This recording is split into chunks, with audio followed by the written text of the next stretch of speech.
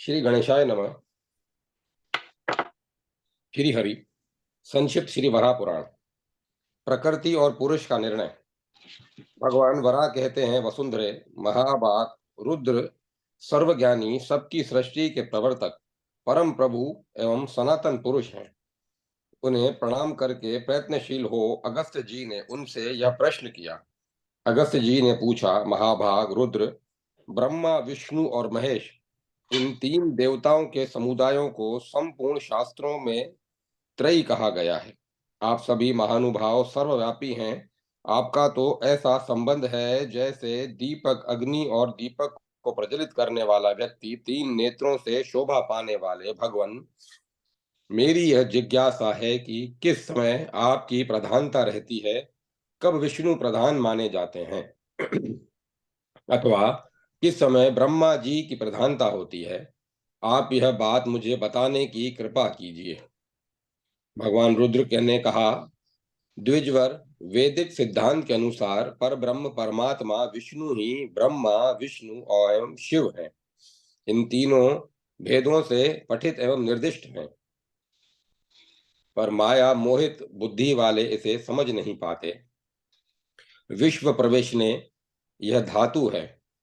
इसमें स्नु प्रत्यय लगा देने से विष्णु शब्द निष्पन्न हो जाता है। इन विष्णु को ही संपूर्ण देव समाज में सनातन परमात्मा कहते हैं। महाभाग, जो ये विष्णु है वे ही आदित्य हैं। सतयुग से संबंधित श्वेत द्वीप में उन दोनों महानुभावों की मैं निरंतर स्तुति करता हूँ। सृष्टि के समय मेरे द्वारा ब्रह्मा जी का स्तवन होता है और मैं काल रूप से सुशोभित होता हूँ। ब्रह्मा सहित सभी देवता और दानव सदा सतयुग में मेरे स्तवन के लिए प्रयत्नशील रहते हैं। भोग की इच्छा रखने वाला देव समुदाय मेरी लिंग मूर्ति का यजन करता है। मुक्ति की इच्छा रखने वाले मानव सहस्त्र मस्तक वाले जिन प्रभु का मन से यजन करते हैं, वे ही विश्व के आत्मा स्वयं भगवान नारायण हैं। द्विजवर, जो पुरुष ब्रह्म यज्ञ के द्वारा निरंतर यजन करते हैं, उनका प्रयास ब्रह्मा को प्रसन्न करने के लिए होता है। वेद को भी ब्रह्म कहा जाता है। नारायण, शिव, विष्णु, शंकर एवं पुरुषोत्तम, इनमें केवल नामों का ही भेद है। वस्तुतः इन सब को सनातन पर ब्रह्म परमात्मा कहते हैं। विप्र वैदिक कर्म से संबंध रखने वाले पुरुषों के द्वारा ब्रह्मा, विष्णु एवं महेश्वर, इन नामों का पृथक पृथक उच्चारण होता है। हम तीनों मंत्रों के आदि देवता हैं। इसमें कुछ विचारने की आवश्यकता नहीं है। वैदिक कर्म के अवसर पर ही मेरा विष्णु का तथा वेदों का पार्थक्य है। वस्तुतः हम तीनों एक ही हैं। विद्वान पुरुष को चाहिए कि इसमें भेदभाव की कल्पना न करे। उत्तम व्रत का आचरण करने वाले द्विजवर दो पक्षपात के कारण इसके विपरीत कल्पना करता है, वह पापी नरक में जाता है। उसकी समझ में मैं रुद्र, ब्रह्मा और विष्णु तथा ऋग, यजु और साम, इनमें ऐसी भेदभावना होती है। अध्याय 72 समाप्त। ओम नमो नारायण। ओम नमः शिवाय। वैराज वृतांत। भगवान रुद्र कहते हैं, द्विजवर, अब एक दूसरा प्रसंग कहता हूं, सुनो। मुनि श्रेष्ठ, इसमें बड़े कौतूहल की बात है। जिस समय मैं जल में था तब यह घटना घटी थी। विप्रवर, सर्वप्रथम ब्रह्मा जी ने मेरी सृष्टि करके कहा, तुम प्रजाओं की रचना करो, किंतु इस कार्य की जानकारी मुझे प्राप्त न थी। अतः मैं जल में तपस्या करने के लिए चला गया। जल में गए अभी एक क्षण ही हुआ था। ज्यों ही मैं पेटता हूँ, त्यों ही परम प्रभु परमात्मा की मुझे झांकी मिली। उन पुरुष की आकृति केवल अंगूठे के बराबर थी। मैं मन को सावधान करके उनका ध्यान करने लगा। इतने में ही जल से 11 पुरुष निकल आए। उनकी ऐसी प्रतिभा थी मानो प्रलय काल की अग्नि हो। वे अपनी किरणों से जल को संतप्त कर रहे थे। मैंने उनसे पूछा, आप लोग कौन हैं जो जल से निकलकर अपने तेज से इस पानी को अत्यंत तप्त कर रहे हैं? साथ ही यह भी बताने की कृपा यह साथ ही यह भी बताएं कि आप कहाँ जाएंगे। इस प्रकार मेरे पूछने पर उन आदरणीय पुरुषों ने कुछ भी न कहा। वे सभी परम प्रशंसनीय ब्राह्मण थे। बिना कुछ कहे ही वे चल पड़े। तदंतर उनके जाने के कुछ ही क्षण बाद एक अत्यंत महान पुरुष आए, जिनकी आकृति बहुत सुंदर थी। उनके शरीर का वर्ण मेघ के समान श्यामल था और आंखें कमल के तुल्य थी। मैंने उनसे पूछा, पुरुष प्रवर, आप कौन हैं तथा जो अभी गए हैं वे पुरुष कौन हैं? आपके यहाँ आने का क्या प्रयोजन है, बताने की कृपा करें। पुरुष ने कहा, ये पुरुष जो पहले आकर चले गए हैं, इनका नाम आदित्य है। ये बड़े तेजस्वी हैं। ब्रह्मा जी ने इनका ध्यान किया है, अतः ये यहाँ से चले गए। कारण समय ब्रह्मा जी संसार की रचना कर रहे हैं। इस अवसर पर उन्हें इनकी आवश्यकता है। देव ब्रह्मा के सृजन किए हुए जगत की रक्षा का भार इन पर अवलंबित होगा, इसमें कोई संशय नहीं है। श्री रुद्र बोले, भगवान, आप महान पुरुषों के भी सिरमौर हैं। मैं आपको कैसे जानूं? आप अपने नाम तथा स्वरूप का परिचय बताएं। बताते हुए सभी प्रसंग बताने की कृपा कीजिए, क्योंकि मुझे आपके संबंध में अभी कोई ज्ञान नहीं है। इस प्रकार भगवान रुद्र के पूछने पर उस पुरुष ने उत्तर दिया, मैं भगवान नारायण हूँ। मेरी सत्ता सदा सर्वत्र रहती है।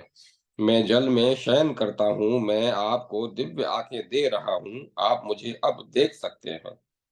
जब उन्होंने मुझसे ऐसी बात कही, तब मैंने उन पर पुनः दृष्टि डाली। इतने में जिनकी आकृति केवल अंगूठे के बराबर थी, वे अब विराट रूप में दिखने लगे। उनका यह तेजस्वी विग्रह प्रदीप्त हुआ था। उनकी नाभि में अपने कमल का दर्शन किया उनकी नाभि में मैंने कमल का दर्शन किया।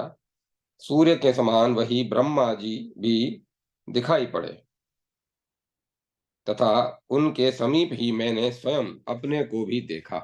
उन परमात्मा को देखकर मेरा मन आनंद से भर गया। विप्रवर, जब मेरे मन में ऐसी बुद्धि उत्पन्न हुई कि इनकी स्तुति करूं, सुअर्थ, फिर तो निश्चित विचार हो जाने पर मैं इस स्तोत्र से इन पर विश्वात्मा परम प्रभु की आराधना करने लगा। मुझ में तपस्या का बल था। इसी से इस शुभ कर्म की ओर मेरी बुद्धि प्रवृत्त हुई। मैं रुद्र ने कहा मैंने कहा, जिनका अंत नहीं है, जो विशुद्ध चित्त वाले, सुंदर रूपधारी, सहस्त्र भुजाओं से सुशोभित एवं अनंत किरणों में आकार आकार हैं, तथा जिनका कर्म महान शुद्ध और देह परम विशाल है, उन पर ब्रह्म परमात्मा के लिए मेरा नमस्कार है। अखिल विश्व का दुख दूर करने, जिनका सहज स्वभाव है, जो सहस्त्र सूर्य एवं अग्नि के समान तेजस्वी हैं, संपूर्ण विद्याएं जिनमें आश्रय पाती हैं, तथा समस्त देवता जिन्हें निरंतर नमस्कार करते हैं, उन चक्र धारण करने वाले कल्याण के स्तोत्र प्रभु के लिए मेरा नमस्कार है। प्रभु, अग्निदेव, अच्युत, शेषशायी, विभु, भूतपति, महेश्वर, मरुत्पति, सर्वपति, जगतपति, भूपति और भुवनपति आदि नामों से भक्तजन आपको संबोधित करते हैं। ऐसे आप भगवान के लिए मेरा नमस्कार है। नारायण, आप जल के स्वामी, विश्व के लिए कल्याणदाता, पृथ्वी के स्वामी, संसार के संचालक, जगत के लोचन स्वरूप, चंद्रमा एवं सूर्य का रूप धारण करने वाले, विश्व में व्याप्त अच्युत एवं परम पराक्रमी पुरुष हैं। आपकी मूर्ति तर्क का विषय नहीं है और आप अमृत स्वरूप तथा अविनाशी हैं। नारायण प्रचंड अग्नि की लपटें आपके श्री विग्रह की समता करने में असफल हैं। आपके मुख चारों ओर हैं। आपकी कृपा से देवताओं का महान दुख दूर हुआ है।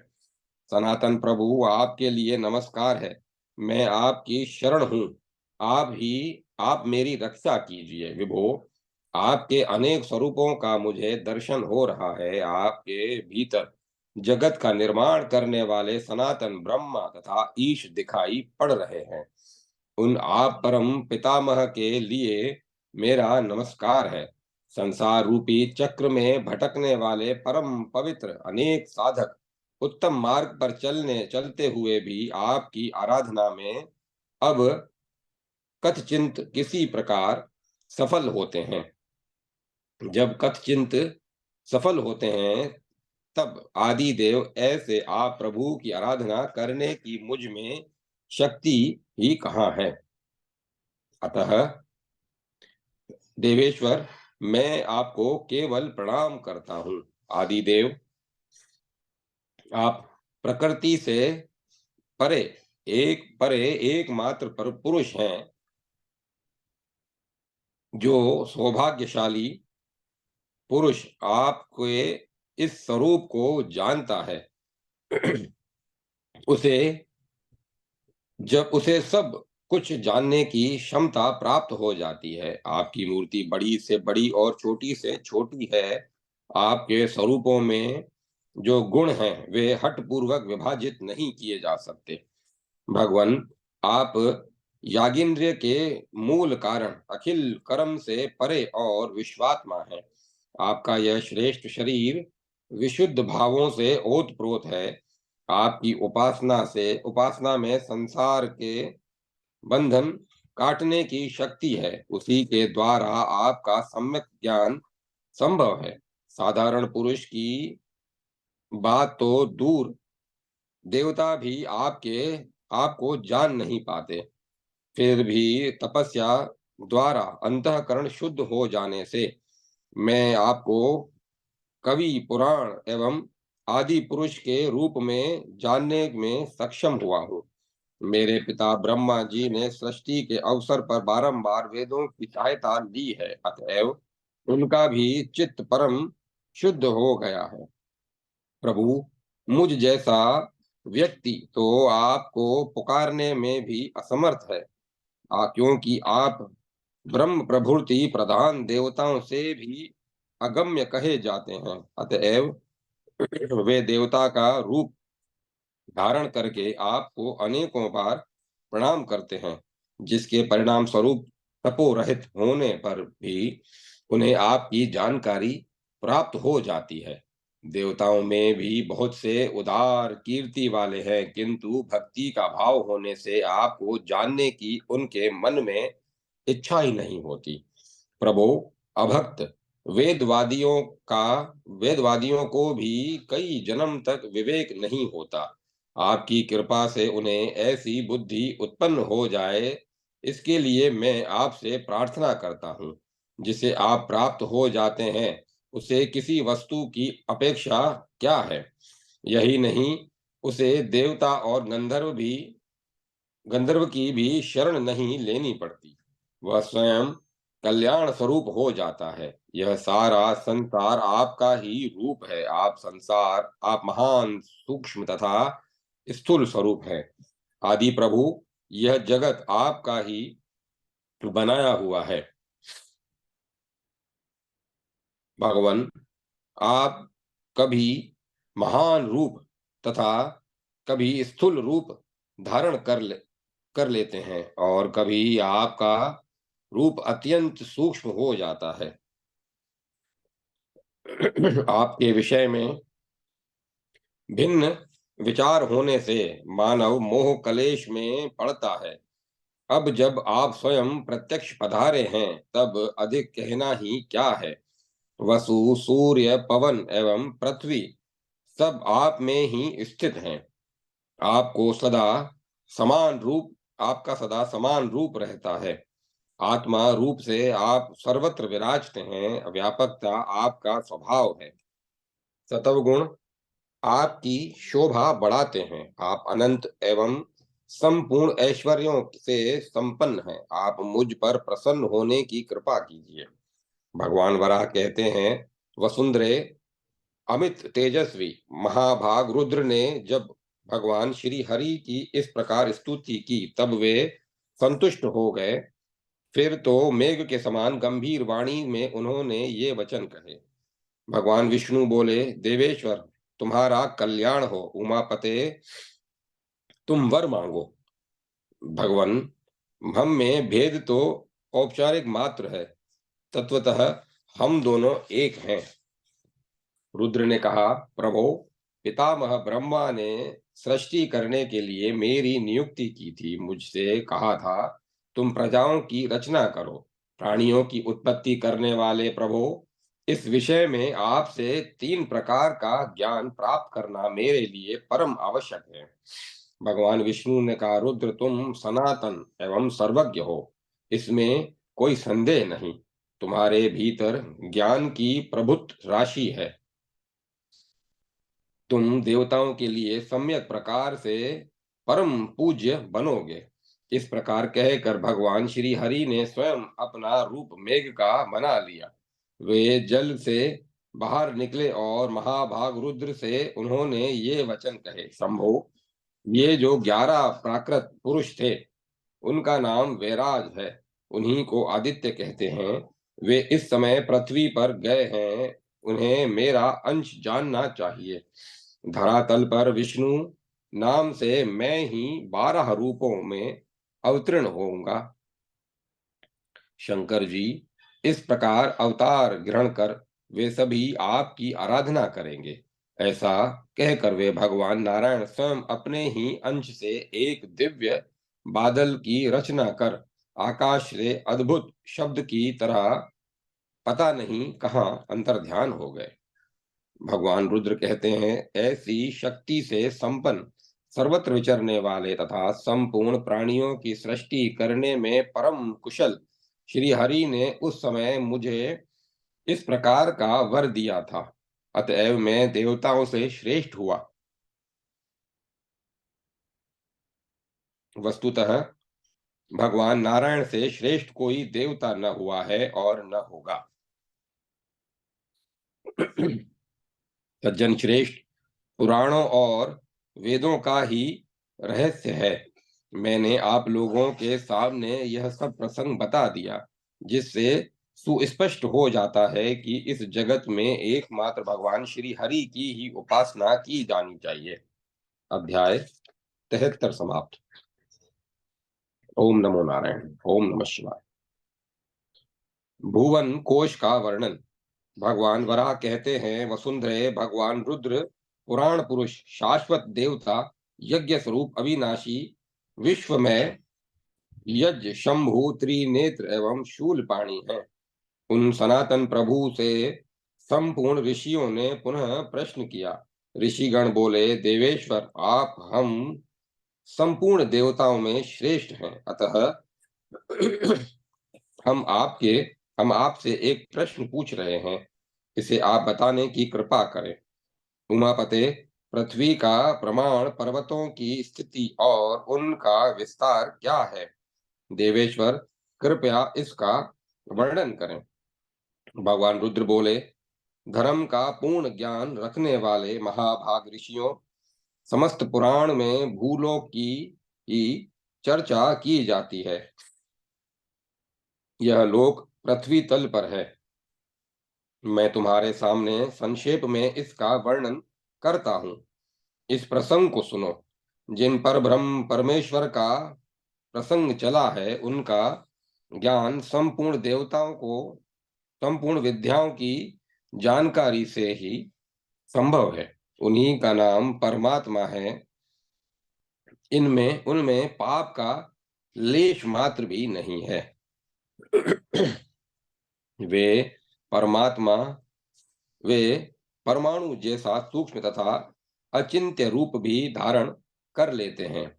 उन्हीं संपूर्ण लोकों में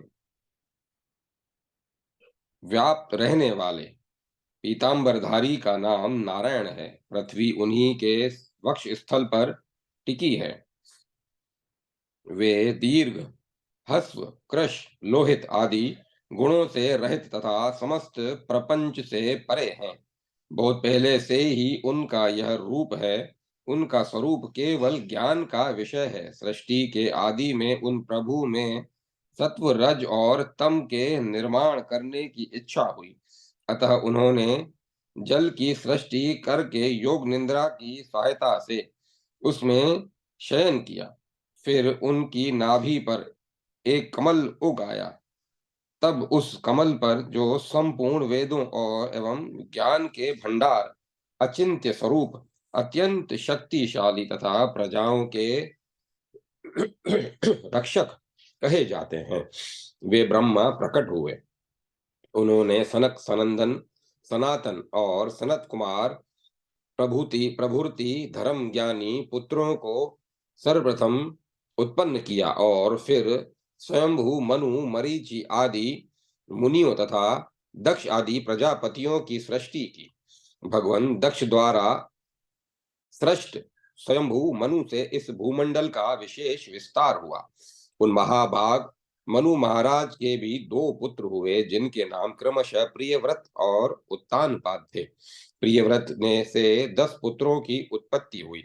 वे थे अग्निध्र, अग्निबाहु, मेध, मेधातिथि, ध्रुव, ज्योतिष्मान, धुतिमान, हव्य, वपुष्मान और सवन। उन प्रियव्रत ने अपने 7 पुत्रों के लिए पृथ्वी के 7 द्वीपों के 7 भाग बनाकर उनके रहने की व्यवस्था कर दी। उस समय महाभाग प्रियव्रत की आज्ञा से अग्निध्र जम्बू द्वीप के, मेघातिथि शाक द्वीप के, ज्योतिष्मान क्रोंच द्वीप के, धुतिमान शालमली द्वीप के, हव्य गोमेद द्वीप के, वपुष्मान पलश द्वीप के तथा सवन पुष्कर द्वीप के शासक हुए। पुष्कर द्वीप के शासक सवन से 2 पुत्रों का जन्म हुआ। वे पुत्र महाविति, कुमुद और धातक नाम से प्रसिद्ध रहे हैं। उनके लिए सवन ने उन्हीं के नाम से पुकारे जाने वाले 2 देशों का निर्माण किया। धातक का राज्यखंड धातकी खंड के नाम से तथा कुमुद का राज्यखंड कोमुद खंड के नाम से प्रसिद्ध हुआ। शालमली द्वीप के स्वामी द्युतिमान के 3 पुत्र हुए। उनके नाम कुश, वेधुत और जीवमुत वाहन थे। शालमली द्वीप के देश भी उन्हीं के नामों से विख्यात हुए। ज्योतिष्मान के 7 पुत्र हुए। उनके नाम कुशल, मनुगव्य, पिवर, अंधकारक, मुनि और धुंधबी थे। उनके नाम पर क्रोंच द्वीप के 7 महादेश हुए। कुश द्वीप के स्वामी कुश बड़े प्रतापी थे। उनके 7 पुत्र हुए। वे उद्भिद, वेणुमान, रथपाल, मनु, भृति, प्रभाकर और कपिल नाम से प्रसिद्ध हुए। उस द्वीप में उनके नाम पर भी 7 वर्ष देश हैं। शाक द्वीप के स्वामी मेधातिथि के 7 पुत्र हुए। उनके नाम इस प्रकार हैं: नाभि, शांत भय, शिशिर, मुखादम, नंदशिव, शेमक और ध्रुव। इस द्वीप में उन्हीं के नाम से प्रसिद्ध उनके ये वर्ष भी हैं: हेमवान, हेमकूट, किमपुरुष, नेषद, हरिवर्ष, मेरु मध्य, इलाव्रत, नील, रम्यक, श्वेत, हिरण्यमय और श्रृंगवान। पर्वत के उत्तरी भाग में उत्तर कुरु माल्यवान है। भद्राश्व और गंधमादन पर महाराज नाभि का शासन आरंभ हुआ। केतुमाल वर्ष पर भी उन्हीं का शासन हुआ। इसी प्रकार स्वयंभू मनवंतर में भूमंडल की व्यवस्था हुई है। प्रत्येक कल्प के आरंभ में प्रधान मनुओं द्वारा भूमंडल के विभाजन एवं पालन का ऐसा ही प्रबंधन होता आया है। कल्प की यह स्वाभाविक व्यवस्था है और भविष्य में भी सदा ऐसा ही होगा। अब महाभाग में नाभि की संतान का वर्णन करता हूँ। नाभि की धर्म पत्नी का नाम मेरु देवी था। उन्होंने ऋषभ नामक पुत्र को जन्म दिया। ऋषभ से भरत नामक पुत्र की उत्पत्ति हुई। भरत सबसे बड़े पुत्र हुए। अतएव उनके पिता ऋषभ ने हिमाद्री पर्वत के दक्षिण भाग में भारत नाम के इस महान वर्ष का उन्हें शासक बना दिया। भरत ने से समूति का जन्म हुआ। समूति को अपना राज्य देकर भरत जंगल में चले गए। समूति के तेज तेज के सतसुत सतसुत के इंद्रधुमन, इंद्रधुमन के परमेष्टि, परमेष्टि के प्रतिहर्ता, प्रतिहर्ता के निखात, निखात के उन्नेता, उन्नेता के अभाव, अभाव के उद्गाता, उद्गाता के प्रस्तोता, प्रस्तोता के विभु, विभु के प्रथु, प्रथु के अनंत, अनंत के गए, गए के नय, नय के विराट, विराट के महावीर और महावीर के सुधीमान पुत्र हुए। सुधीमान से 100 पुत्रों की उत्पत्ति हुई। इस प्रकार इन प्रजाओं की निरंतर वृद्धि होती गई। उनसे 7 द्वीपों वाली इस पृथ्वी तथा भारतवर्ष सर्वथा व्याप्त हो गया। उनके वंश में उत्पन्न हुए राजाओं से यह भूमंडल पालित होता आया है।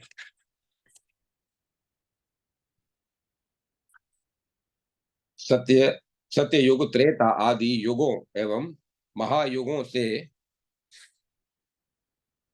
परिपूर्ण 71 चतुर्युग का एक मनवंतर कहा जाता है। भुवन के प्रसंग में मैंने यह स्वयंभू मनवंतर की बात कही है। अध्याय 74 समाप्त। ओम नमः शिवाय। ओम नमो नारायण। जम्बू द्वीप से संबंधित सुमेरु पर्वत का वर्णन।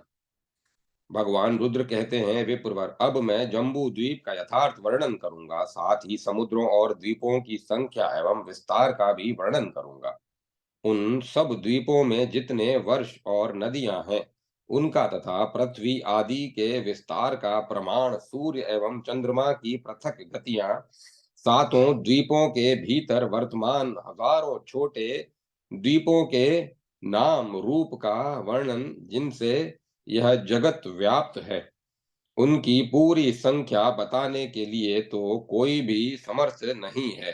फिर भी मैं सूर्य और चंद्रमा आदि ग्रहों के साथ उन 7 द्वीपों का वर्णन करूंगा, जिनके प्रमाणों को मनुष्य तर्क द्वारा प्रतिपादन करते हैं। वस्तुतः जो भाव सर्वथा अचिंत्य है, उनको तर्क से सिद्ध करने की चेष्टा नहीं करनी चाहिए।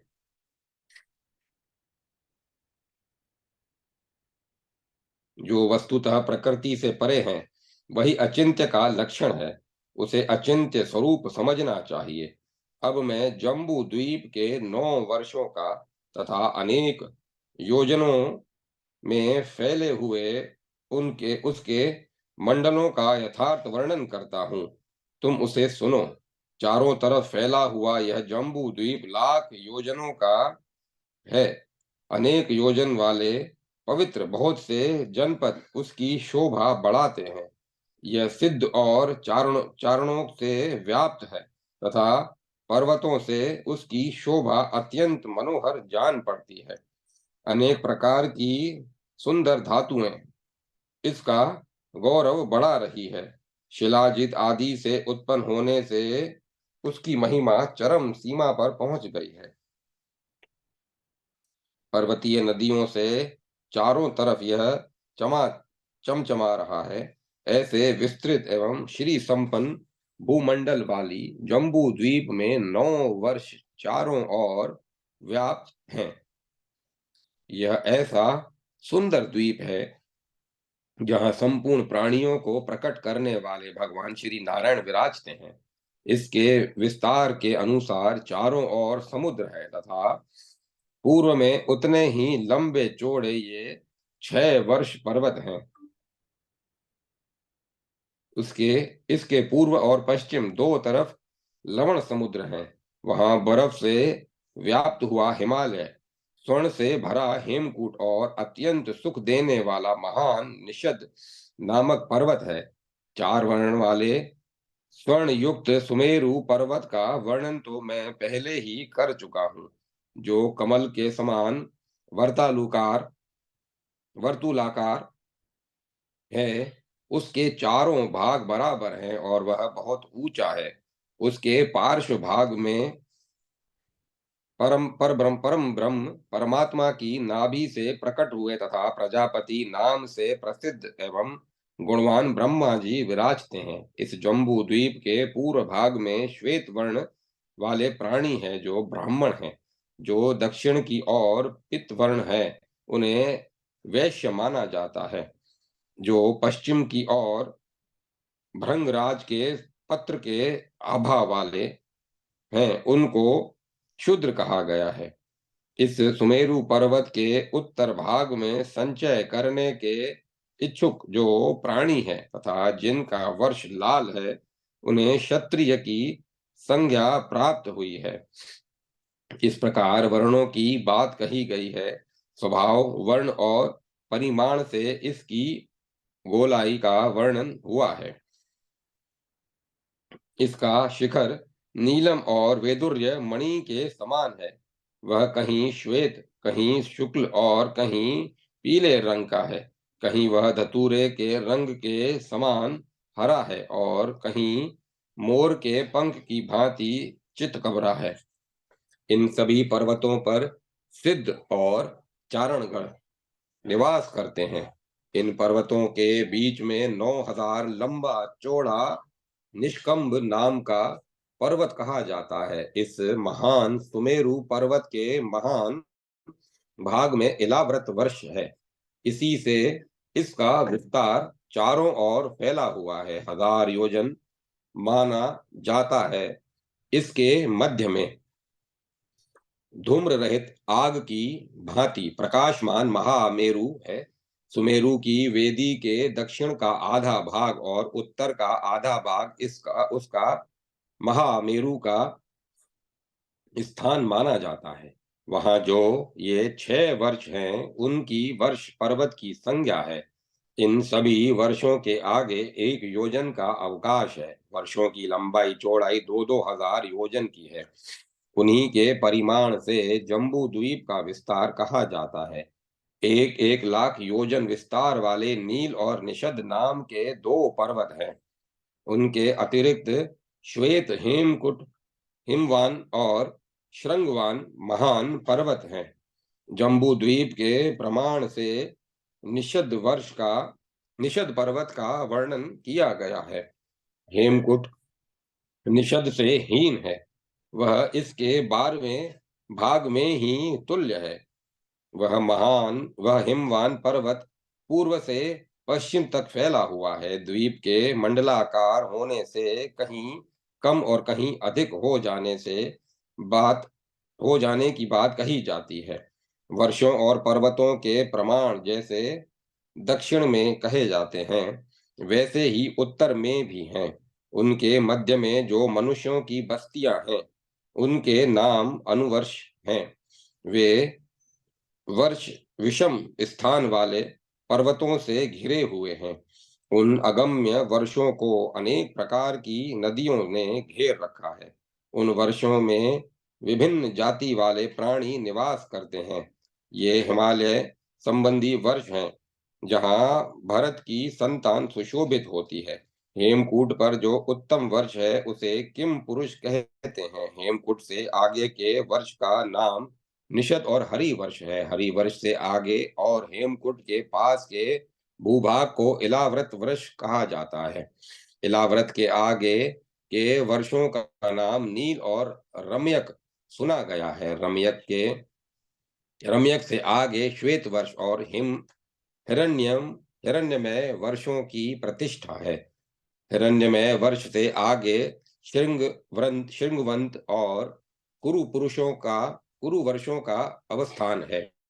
ये दोनों वर्ष धनुषाकार दक्षिण और उत्तर तक झुके हैं, ऐसा जानना चाहिए। इलाव्रत के चारों कोने बराबर हैं। यह प्राय द्वीप के चतुर्थांश भाग में है। निषिद्ध की वेदी के आधे भाग को उत्तर कहा गया है। उनके दक्षिण और उत्तर दिशाओं में 3-3 वर्ष हैं। इन उन दोनों भागों के मध्य में मेरू पर्वत है। इसी को इलाव्रत वर्ष जानना चाहिए। प्रमाण में वह 34,000 योजन बताया गया है। उसके पश्चिम गंधमादन नाम का प्रसिद्ध पर्वत है।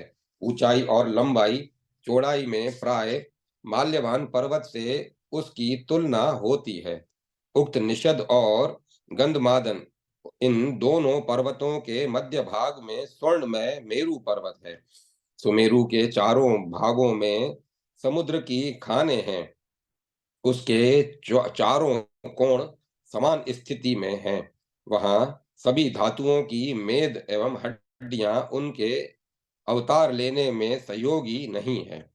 6 प्रकार के योगीश्वरों के कारण वे विभु कहलाते हैं। सनातन कमल की उत्पत्ति का निमित्त कारण वे ही हैं। उस कमल पर स्थित चतुर्मुख ब्रह्मा भी उन परब्रह्म परमात्मा के ही रूप हैं। कोई अन्य शक्ति नहीं। कमल की आकृति धारण करने वाली तथा वनों एवं ह्रदों से संपन्न पृथ्वी उन्हीं परब्रह्म परमात्मा से उत्पन्न हुई है, जिस पर संसार स्थान पाता है। उस कमल के विस्तार का स्पष्ट रूप से मैंने वर्णन किया है। द्विजवरों, अब क्रमशः विभाग करके उनके विशेष गुणों का वर्णन करता हूँ। सुनो। सुमेरु पर्वत के पार्श्व भागों में पूर्व में श्वेतवर पर्वत, दक्षिण में पित्त, पश्चिम में कृष्ण वर्ण और उत्तर में रक्त वर्ण का पर्वत है। पर्वतों का राजा मेरु पर्वत शुक्ल वर्ण वाला है। उसकी कांति प्रचंड सूर्य के समान है तथा वह धूम रहित अग्नि की भांति प्रदीप्त होता रहता है एवं 84,000 योजन ऊंचा है। वह 16,000 योजन तक नीचे गया है और 16,000 योजन की ही उसका पृथ्वी पर विस्तार है। उसकी आकृति शराब उभरे हुए ढकने की भांति गोल है। इसके शिखर का ऊपरी भाग 32 योजन के विस्तार में है और 96 योजन की दूरी में चारों तरफ यह फैला है। यह उसके मंडल का प्रमाण है। वह पर्वत महान दिव्य औषधियों से संपन्न तथा प्रशस्त रूप वाले संपूर्ण शोभनीय भवनों से आवृत है। इस पर संपूर्ण देवता, गंधर्वों, नागों, राक्षसों तथा अप्सराओं का समुदाय आनंद का अनुभव करता है। प्राणियों के सृजन करने वाले ब्रह्मा जी का भव्य भवन भी उसी पर शोभा पाता है। उसके पश्चिम में भद्राश्व, भारत और केतुमाल है। उत्तर में पुण्यवान कुरुओं से सुशोभित कुरु वर्ष है। पद्मरूप उस मेरु पर्वत की कर्णिका चारों ओर मंडलाकार फैली है। योजनों के प्रमाण से मैं उसके धैर्य का विस्तार बताता हूँ। उसके मंडल की लंबाई चौड़ाई हजारों योजन की है। कमल की आकृति वाले उस मेरु पर्वत के केशर जालों की संख्याएं 69 कही गई हैं। वह 84,000 योजन ऊंचा है। वह लंबाई में 1 लाख योजन और चौड़ाई में 80,000 योजन है। वहां 14 योजन के विस्तार में 4 पर्वत हैं। कमल पुष्प की आकृति वाले उस मेरु पर्वत के भी नीचे 4 पंखुड़ियां हैं। उनका प्रमाण 14,000 योजन है। उस कमल की सुप्रसिद्ध कर्णिकाओं का तुम्हारे सामने जो मैंने परिचय दिया है, अब संक्षेप से मैं उसका वर्णन करता हूँ। तुम चित्त को एकाग्र करके सुनो। द्विजवरों, कमल की आकृति वाले उस मेरु पर्वत की कर्णिकाएं सैकड़ों मणिमय पर्वतों से विचित्र रूप से सुशोभित हो रही है। उनकी संख्या 1,000 है। मेरुगिरी में 1,000 कंदराएं हैं। इस पर्वतराज में वृत्ताकार एवं कमल कर्णिकाओं की तरह विस्तृत 1 लाख पत्ते हैं। उस पर मनोवती नाम की श्री ब्रह्मा जी की रमणीय सभा है और अनेक ब्रह्म ऋषि उसके सदस्य हैं। महात्मा, ब्रह्मचारी, विनयी, सुंदर, व्रतों के पालक, सदाचारी, अतिथि सेवी, गृहस्थ, विरक्त और पुण्यवान योगी पुरुष उस सभा के सभासद हैं। इसमें ही मेरा निवास है। इस सभा मंडल का परिमाण 14,000 योजन है। वह रत्न और धातुओं से संपन्न होने के कारण बड़ा सुंदर और अद्भुत प्रतीत होता है। उस पर अनगिनत रत्न मणि में तोरण युक्त मंदिर हैं। ऐसे दिव्य मंदिरों से वह पर्वत चारों तरफ से घिरा है। वहां 30,000 योजन विस्तृत चक्रपाद नाम से विख्यात एक श्वेत पर्वत है। उस चक्रपाद नामक पर्वत से 10 योजन विस्तार वाली एक नदी, जिसे उदरवाहिनी कहते हैं, अमरावतीपुरी से आकर उसकी उपत्यकाओं में प्रवाहित होती है। विप्रवरों, उस नदी की प्रतिमा के सामने सूर्य एवं चंद्रमा के ज्योति पुंज भी फीके पड़ जाते हैं। सायं और प्रातः काल की संध्या के समय जो उसका सेवन करते हैं, उन्हें ब्रह्मा जी की प्रसन्नता प्राप्त होती है। अध्याय 74 समाप्त। ओम नमः शिवाय। ओम नमो नारायण। ओम तत्सत। ओम तत्सत। ओम तत्सत। अब कथा को विराम दिया जाता है।